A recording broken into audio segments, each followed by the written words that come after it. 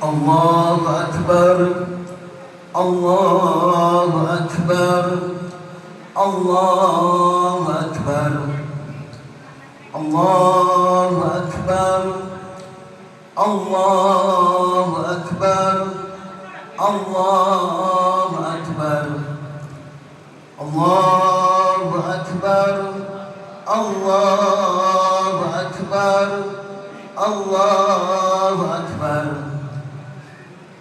الله أكبر كبيرا والحمد لله كثيرا سبحان الله بكرة وأصيلا لا إله إلا الله وحده صدق وعده ونصر عبده وعز جنده وهزم الأحزاب وحده الحمد لله الحمد لله نحمده ونستعينه ونستغفره ونعوذ بالله من شرور أنفسنا ومن سيئات أعمالنا من يهده الله فلا مضل له ومن يضلله فلا هادي له أشهد أن لا إله إلا الله وحده لا شريك له وأشهد أن محمدا عبده ورسوله لا نبي بعده اللهم فصل وسلم وبارك على سيدنا محمد وعلى آله وأصحابه أجمعين أما بعد يا أيها الذين آمنوا اتقوا الله حق تقاته ولا تموتن إلا وأنتم مسلمون وقال الله تعالى يا أيها الناس اعبدوا ربكم الذي خلقكم والذين من قبلكم لعلكم تتقون صدق الله العلي العظيم. Hadirin jamaah salat Aidil Adha rahimakumullah. Alhamdulillah, puji syukur kita panjatkan kehadirat Allah Subhanahu wa taala. Di pagi yang cerah ini Allah Subhanahu wa taala memberikan kesempatan buat kita, yaitu dalam rangka berbakti taat kepada Allah Subhanahu wa taala. Dengan demikian insya Allah kita dicatat sebagai termasuk orang-orang yang bertakwa di hadapan Allah Subhanahu wa taala. Salawat dan salam senantiasa tercurah pada penghulu umat baginda Nabi besar kita Muhammad sallallahu alaihi wasallam, dengan doa dan harapan mudah-mudahan kita mendapatkan syafaatul uzma di yaumil qiyamah. Amin amin ya rabbal alamin. Allahu akbar Allahu akbar Allahu akbar walillahil hamd.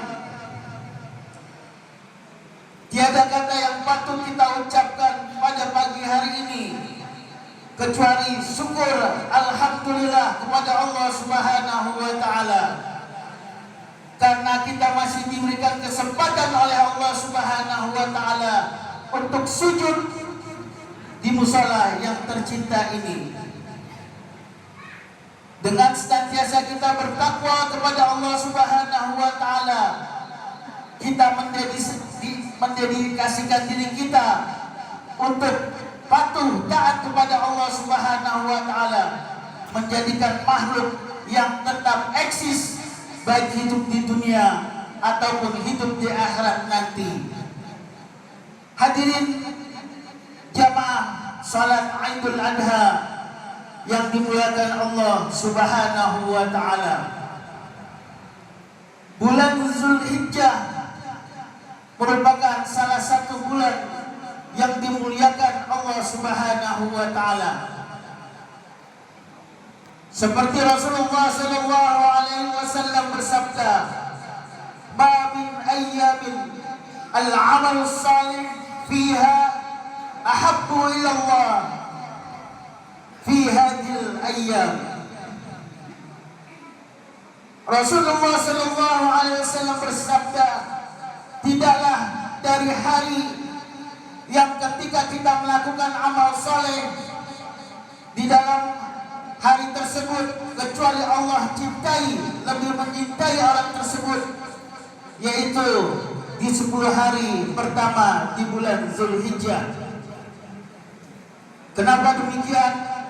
Sebab di dalam 10 hari awal di bulan Zulhijjah terkumpul semua kebaikan-kebaikan, semua ibadah terkumpul di 10 hari tersebut.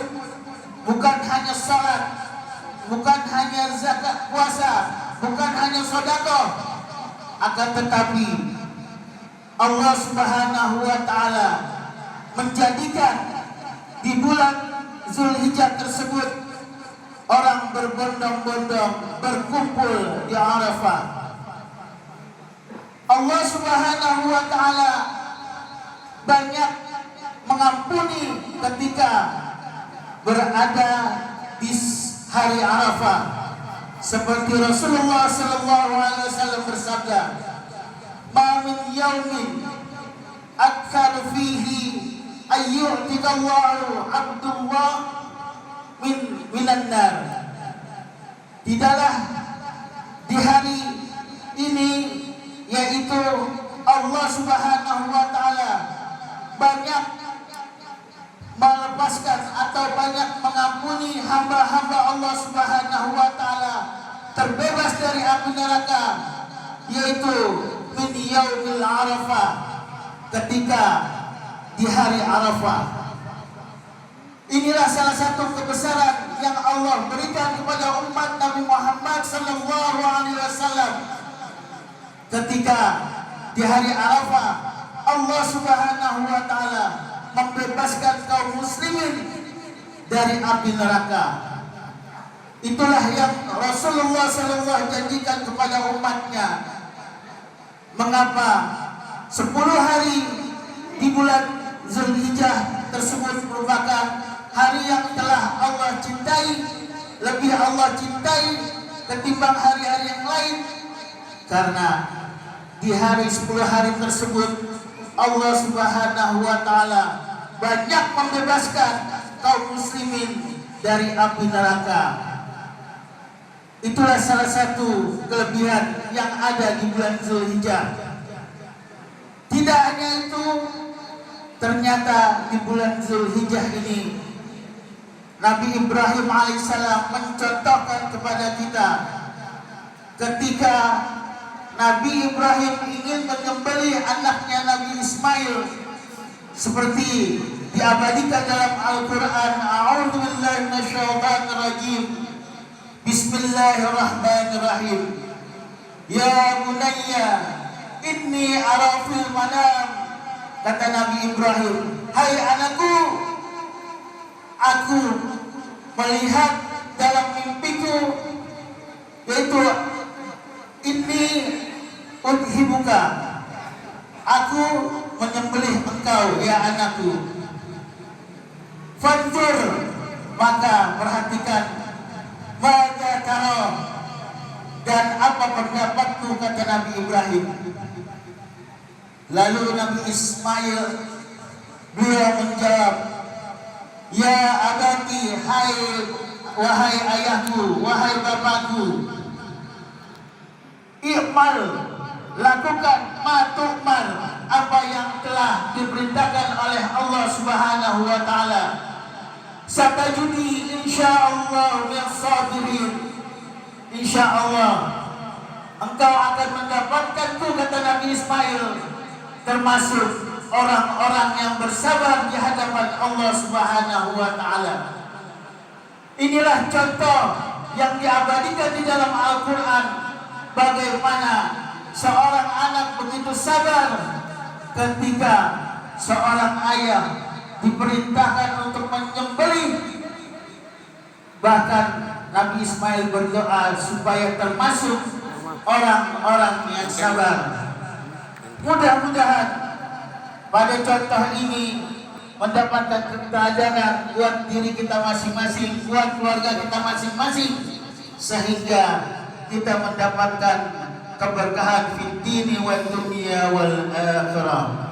Barakallahu li wa lakum fil Qur'anil azim wa nafa'ani wa iyyakum bima fihi min adh-dhikril hakim. Aqulu qawli hadha wa astaghfirullahal azim li wa lakum wa lisairil muslimina wal muslimat wal mu'minina wal mu'minat fastaghfiruhu innahu huwal ghafurur rahim.